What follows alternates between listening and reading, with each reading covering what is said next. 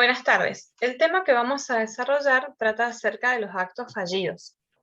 Los actos fallidos pueden ser conceptualizados como una confesión del inconsciente. ¿Por qué? Porque decimos que estos actos fallidos expresan deseos o intenciones inconscientes de los sujetos. Son acciones que se presentan de manera equivocada o erradas, ya sea en acciones o en el discurso de las personas. Se cita una situación a modo de ejemplo en la que un médico tenía una paciente que era muy adinerada y esta paciente estaba ya pronta a su recuperación y a ser dada de alta. En una de las visitas del médico, él se acerca a su paciente y le dice que con mucha suerte no ha de abandonar el lecho. En este error que comete este médico, en esta falla, podemos ver cómo esta intención o este deseo inconsciente de él se exterioriza de alguna manera y sale a la luz mediante un error. A esto es a lo que se refieren los actos fallidos. Claramente, en este caso, nosotros podemos decir que, por supuesto, la intención del médico era que su paciente no se recupere porque si no, ya no necesitaría de sus servicios. Pero como sería algo perturbador que él dijera esto abiertamente, lo reprimió, pero fue expuesto su deseo inconsciente a través del acto fallido. Son justamente fenómenos psíquicos que buscan expresar intenciones que, como no pueden ser manifestadas de forma directa, ya sea porque podrían producir un conflicto, por ser intolerantes para el sujeto o porque podrían ser rechazadas por la conciencia de la persona, son reprimidas y quedan de alguna manera ocultas. Entonces, buscan la forma de ser exteriorizadas indirectamente. Se habla de un doble movimiento. Se da un movimiento en un principio de ocultamiento y de develamiento. El movimiento de ocultamiento va a estar dado justamente por esta represión. Un contenido psíquico que resulte perturbador para la persona, conflictivo, traumático o que es rechazado por la conciencia, se reprime, es decir, queda oculto en el inconsciente. Y el movimiento de develamiento tiene que ver con esta salida a la luz, como decía anteriormente. La represión en algún momento falla y estos contenidos que permanecían en el inconsciente se exteriorizan por medios indirectos, que puede ser tanto a través de los actos fallidos como también a través de un síntoma, de los chistes o también de los sueños.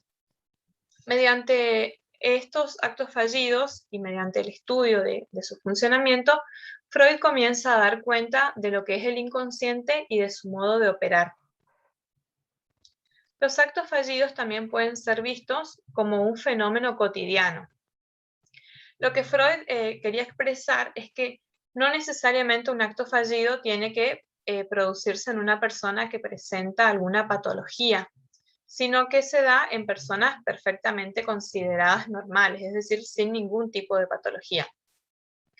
Pero antes de que Freud comenzara a indagar estos actos, eran considerados más bien como algo accidental o casual. Se solía atribuir los actos fallidos a que eran consecuencias de, por ejemplo, la fatiga, el cansancio o también de la distracción, de la falta de atención de la persona a la hora de decir algo o de hacer algo. Pero lo que Freud decía es que no es que él quitaba importancia al cansancio, a la fatiga o a todos estos factores como la falta de atención y la distracción.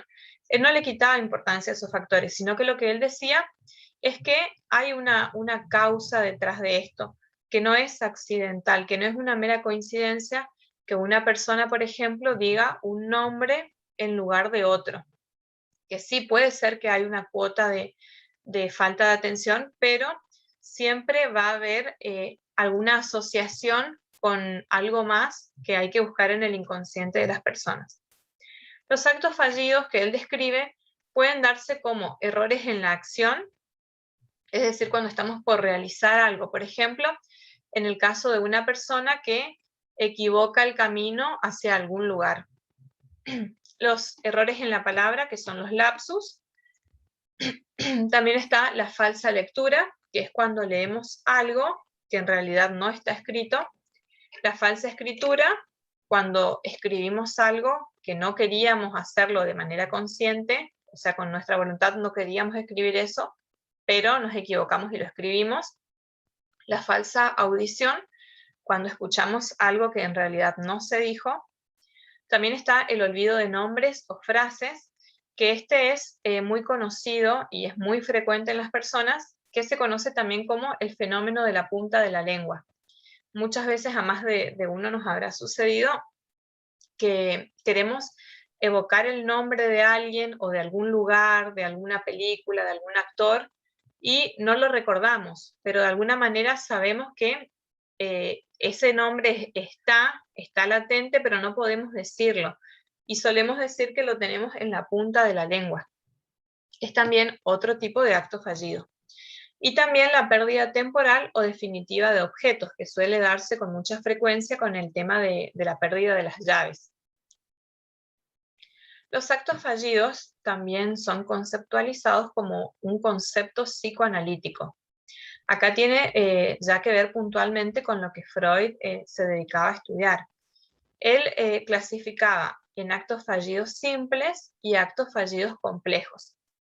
Los actos fallidos simples son aquellos que tienen un sentido evidente e irrecusable. Es decir, aquellos actos fallidos que podemos interpretar con cierta claridad. De todas formas, lo que él siempre advierte es que por más claridad que tenga un acto fallido, o sea, su sentido y su interpretación, siempre esto va a ser una conjetura, una suposición de la persona, porque el único que puede estar con certeza y seguridad de interpretarlo es su propio protagonista y ayudado por el método de la asociación libre. Como es el caso, por ejemplo, una de las situaciones que también se cita a modo de ejemplo es la de un hombre que era muy avaro y recibe una carta de un familiar suyo solicitándole que lo ayude económicamente porque estaba muy enfermo. Y este hombre, como era muy avaro, su intención, por supuesto, que no era prestarle el dinero, darle el dinero, pero sabía que esto sería rechazado por su conciencia porque no podía dejar solo a su familiar en este momento. Entonces decide que sí le iba a enviar el cheque en un sobre con una carta a este familiar. Y al momento de enviar el sobre, se da cuenta, lo envía, y luego se da cuenta de que había enviado dentro del sobre solamente la nota, es decir, había olvidado colocar el cheque. Acá nosotros podemos ver con claridad que seguramente la interpretación que podemos hacer es que como él no quería en realidad darle el dinero, por eso lo olvidó. En cambio, hay otros actos fallidos, que son los complejos, cuyo significado ya es más cerrado y enigmático. Es decir, es más complicado poder develar su sentido o su significado. Y en este caso, podemos hacerlo solamente a través del método psicoanalítico de la asociación libre y la atención flotante.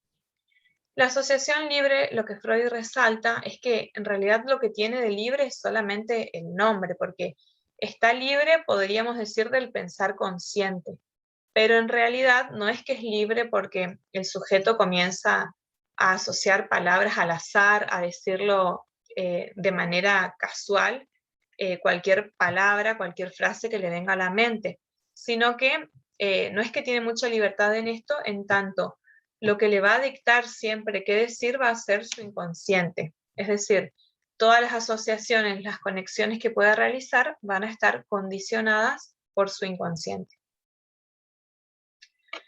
El aparato psíquico en la teoría freudiana. Como dijimos, Freud comienza describiendo los pensamientos inconscientes y los describe como aquellos que son inaccesibles para la persona. Es decir, la persona no puede acceder de manera voluntaria a estos pensamientos.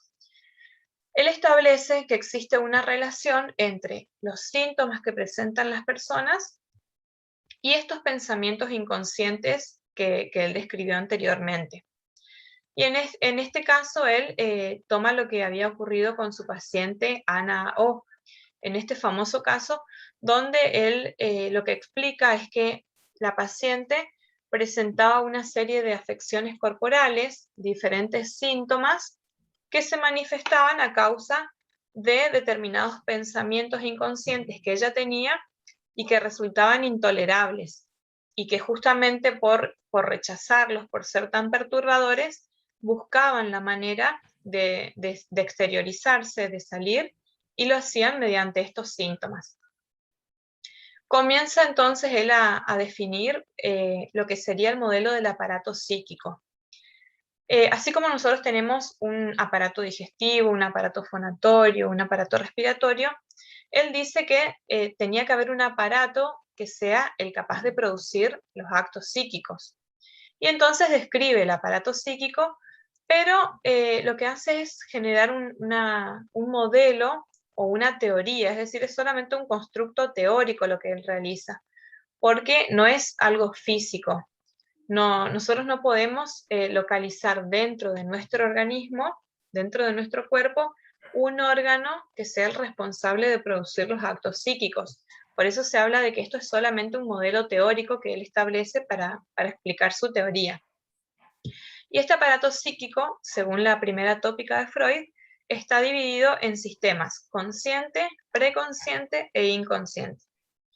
El sistema consciente es aquel en el que se encuentran los actos psíquicos inmediatos, es decir, nuestras percepciones inmediatas. Podríamos decir el aquí y ahora, lo que estamos percibiendo, de lo que somos conscientes y tenemos conocimiento. Después tenemos el sistema preconsciente. En el sistema preconsciente vamos a encontrar los actos psíquicos que también tienen que ver con nuestras percepciones, pero que están más bien latentes. ¿Qué quiere decir esto? Que si bien no están en nuestro aquí y ahora, cualquier persona con un mínimo de atención y de esfuerzo, es decir, de manera voluntaria, puede hacer que estos actos psíquicos o estos pensamientos, estos contenidos que están latentes, sean trasladados al consciente, a la conciencia. Y por otro lado está el sistema inconsciente, que representa todo lo que es desconocido para el sujeto, todo lo reprimido, lo que está oculto. Para dividir cada uno de estos sistemas, Freud describe que existen barreras. Entre el sistema consciente y preconsciente, la barrera que existe es lo suficientemente permeable como para permitir que justamente los contenidos latentes que están en el preconsciente puedan ser llevados a la conciencia del sujeto, de manera voluntaria.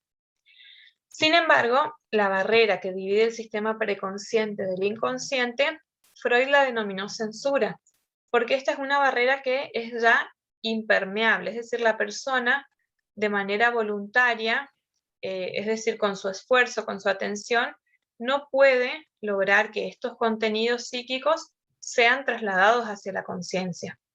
Solamente puede hacerlo mediante los métodos psicoanalíticos que mencionamos anteriormente, como la asociación libre y la atención flotante. De otra forma, no se puede acceder a estos contenidos que están alojados en el inconsciente. Y si se exteriorizan, van a ser, como dijimos antes, mediante vías indirectas. A partir de la descripción de este sistema o de este aparato psíquico, Freud comienza a hablar de cómo trabaja el inconsciente. Él, en primer lugar, habla de que existen dos procesos. Un primer proceso o proceso primario, que es la forma en que trabaja el inconsciente. En este caso, la energía psíquica fluye de forma libre, sin restricciones, sin barreras, mediante diferentes mecanismos que vamos a desarrollar más adelante, como son los mecanismos de desplazamiento y condensación. Acá está dominado por el principio del placer, tiene que ver con todo lo del inconsciente. Por otro lado están los procesos secundarios, que es la forma o el modo de operar que tiene el sistema consciente. Acá la energía fluye ya de manera organizada, de manera coherente y lógica. A partir de esto, cuando él habla de esta censura de la represión que divide a nuestro sistema inconsciente de nuestra conciencia, él dice que eso es lo que nos está fundamentando esta represión, el hecho de que muchos contenidos sean ocultos. Y esta represión la define como un proceso que tiene 3 tiempos.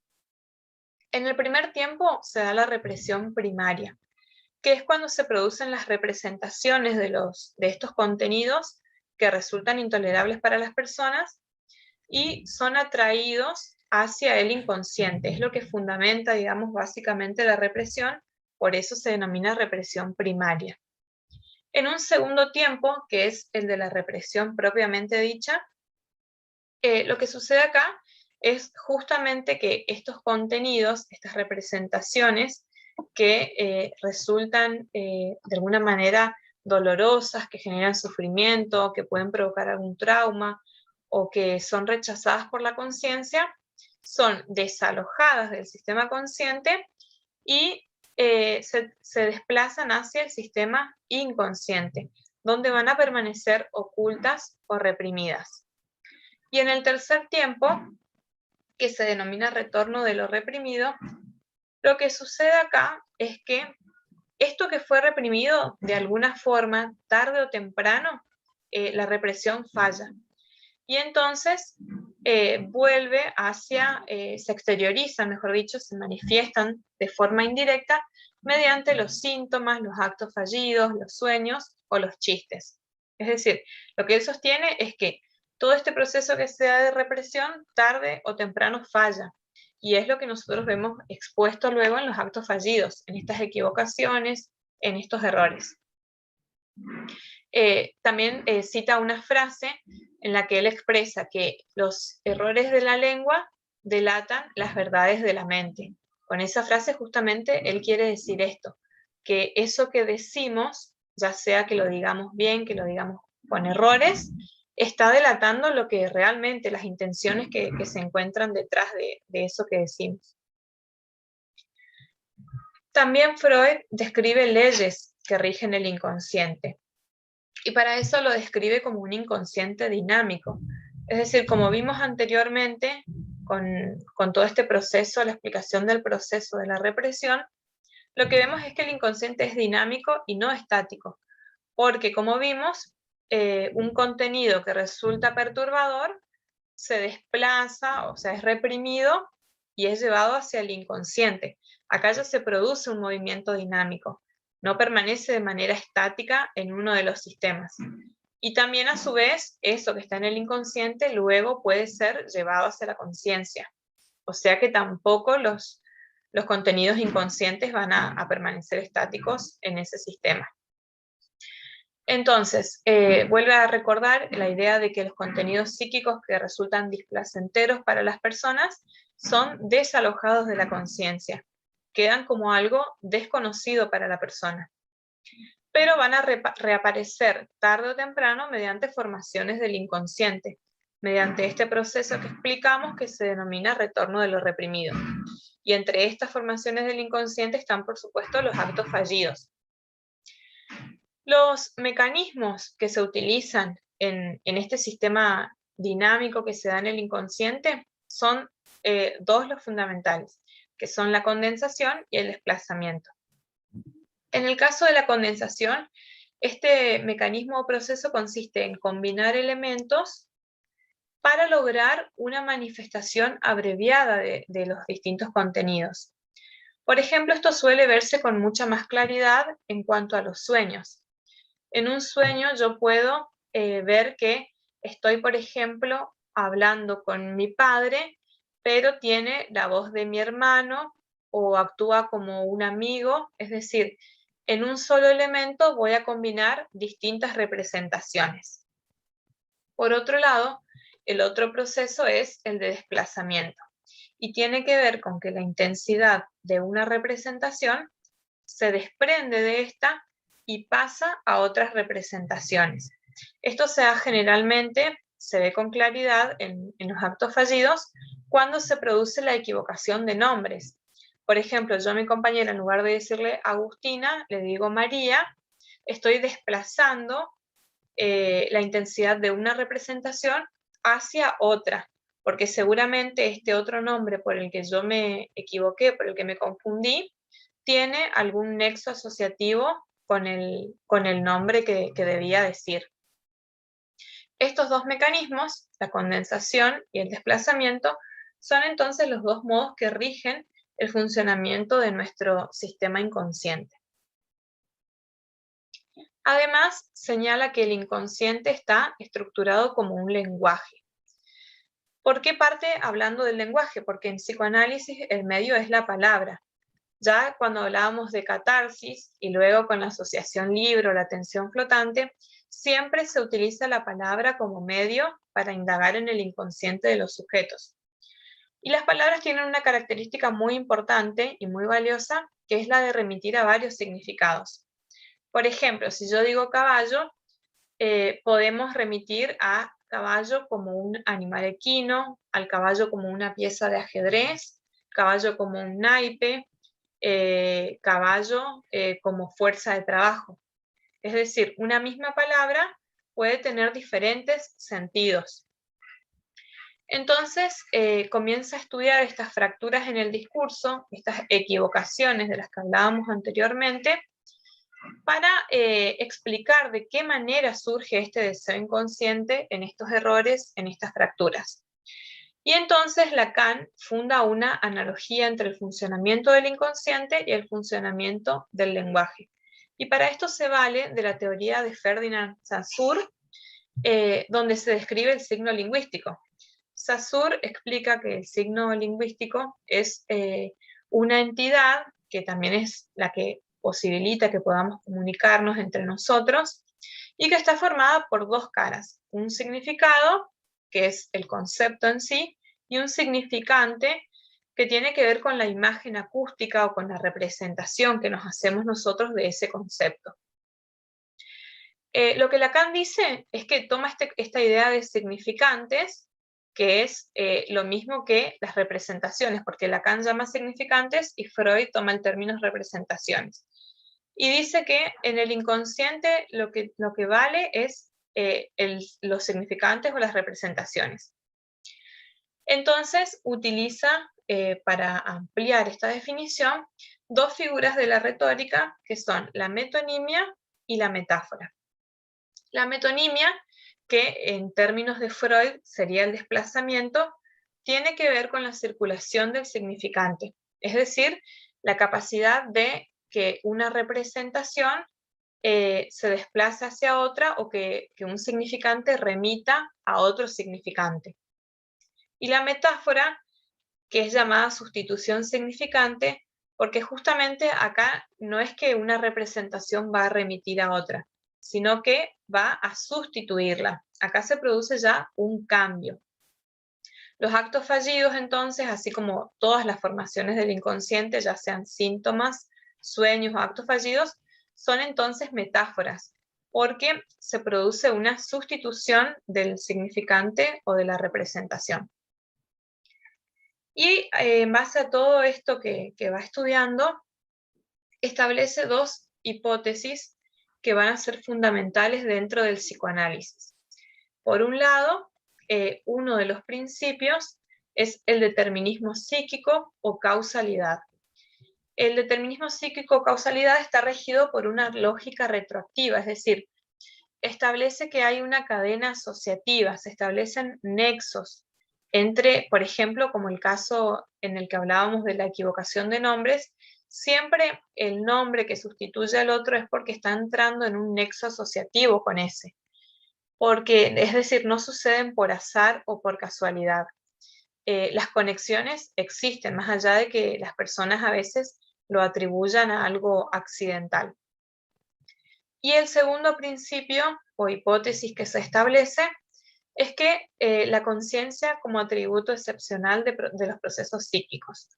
Antes de que Freud comenzara a desarrollar toda su teoría, se creía que la conciencia era lo primordial, que nuestro sistema consciente era lo más importante, que ahí estaban alojados todos los actos más importantes de la vida de las personas.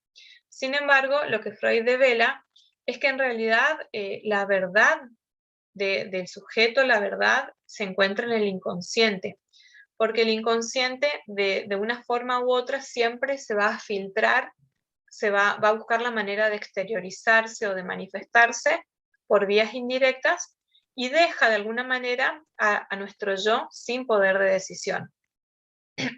Esto lo vemos porque las personas se equivocan de manera involuntaria y, como vimos, no es algo casual, sino que tienen una conexión con algo que ocurre, que está en nuestro inconsciente.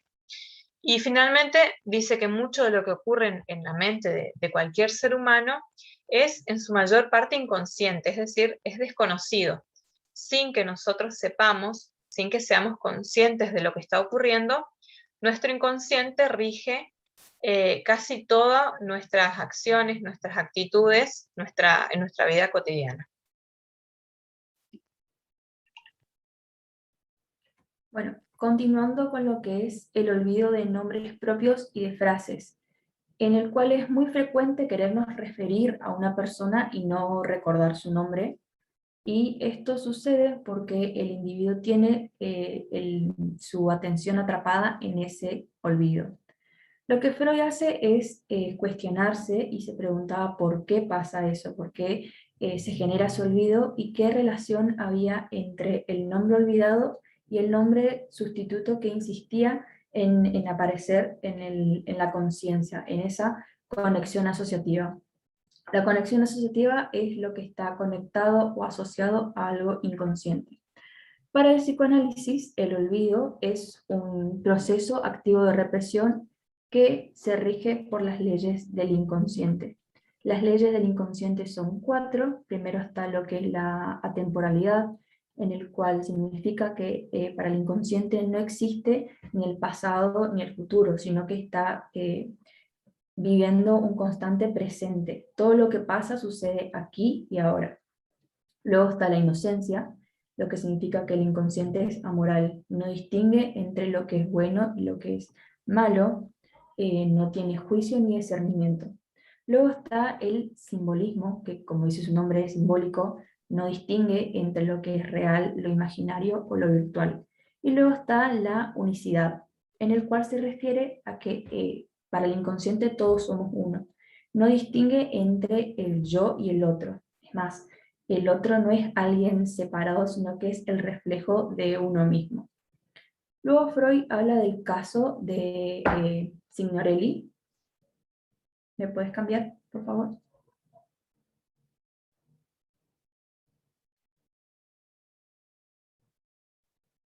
Jessy, ¿me puedes cambiar la diapositiva? No cambia, Agus. Bueno, Freud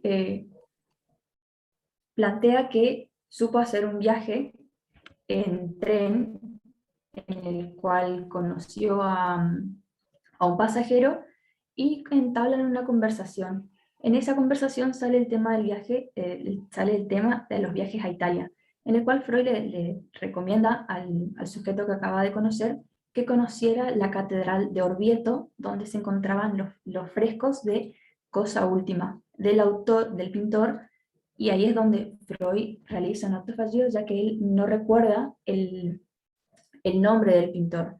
Y en su intento de querer recordar el nombre del pintor, es lo que se le viene a la mente otros 2 nombres de Botticelli y Boltraffio. Y tienen una relación, ya que entre el nombre olvidado y los nombres que insisten a aparecer, constituyen a que son pintores. Esa es la conexión que tienen. No fue hasta el final del viaje que Freud logra recordar que el nombre del pintor es Signorelli. Y en base a este acontecimiento es lo que Freud crea el esquema sobre el caso Signorelli, donde inicia hablando de lo que es la metonimia. La metonimia es la figura retórica que lo que hace es sustituir una palabra, o en este caso un nombre, por otro con el que tenga similitudes. Como dije anteriormente, el nombre olvidado y el nombre que insistió en aparecer tenían similitudes ya que pertenecían a nombres de pintores. En este caso, Botticelli y Boltraffio son una suerte de transacción entre el proceso primario y el secundario, entre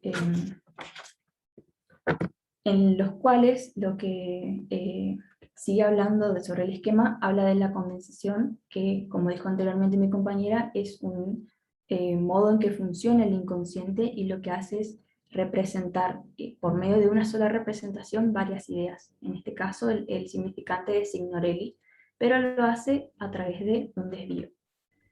Los nombres de los dos pintores, Botticelli y Voltaggio, necesitan de lo que es la asociación libre.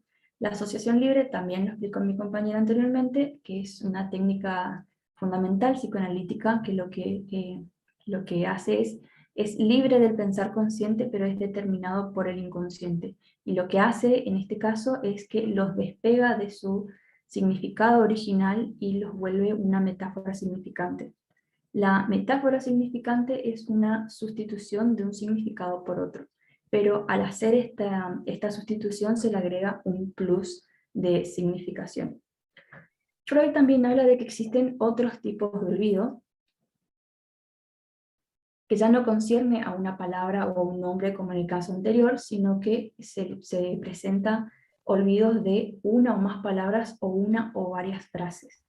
En este caso, Freud cita un ejemplo de un sujeto que quería recitar una poesía que se lo había aprendido de memoria hacía ya tiempo. El sujeto inicia bien la poesía, pero llegando al tercer verso, el sujeto se olvida completamente de qué es lo que seguía. Y a eso se refiere de que existen otros tipos de olvidos que conllevan a más de una palabra o una o varias frases. Freud también habla de lo que es los lapsus. Lapsus deriva del latín lapsus linguae, que traducido significa el desliz de la lengua, en el cual estos se cometen al decir una palabra por otra o al deformar una palabra correcta. ¿Cuál es el motivo de que esto pase? Algunos autores sostienen que esto pasa ya que las palabras se vinculan por lo que es la semejanza. De hecho, es muy común que la palabra que se dice presente cierta similitud a la hora de la pronunciación. Acá Freud da un ejemplo de una pareja, de una mujer ya, una adulta joven que sale con un adolescente, en el cual ella siempre decía que la relación siempre estaba bien, pero hablando con su analista, lo que refleja es que tenía miedo de que su novio, su pareja, al ser una persona joven, se enamorara de una chica más joven que ella, y le dijo al analista que le preocupaba su vida adúltera, cuando en realidad lo que quiso decir era su vida adulta. Ahí queda, se puede ver el lapsus que cometió la mujer, en cuanto a que ella tenía miedo a quedarse sola, de que la engañara y quedara sola. Luego están lo que es el efecto de los lapsus, que bueno, es una equivocación oral, que es un acto fallido porque falla en su intención. Son actos que están correctos en el sentido de que están perfectamente logrados en su intención de decir algo más y de reemplazar una acción cuya acción sería no ocultar algo. Acá da el ejemplo de un director técnico, el cual pertenecía a un grupo de fútbol que no iba bien. Así que el director técnico estaba en la espera de un nuevo jugador que había tenido un buen desempeño en su equipo anterior. En la intimidad del director técnico se refería a su equipo como los muertos. Al momento de que el director técnico le presentara al nuevo jugador sus demás compañeros, le dice, vamos, te presento a los restos.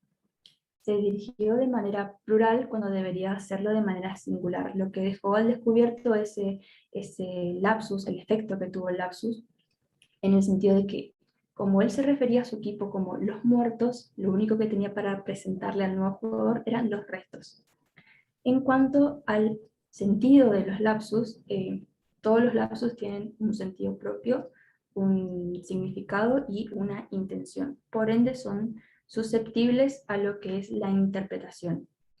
Es más, se piensa con frecuencia que cualquiera se puede dar cuenta que lo que quiso decir la persona, aunque al hacerlo exprese lo contrario a lo que quiso decir.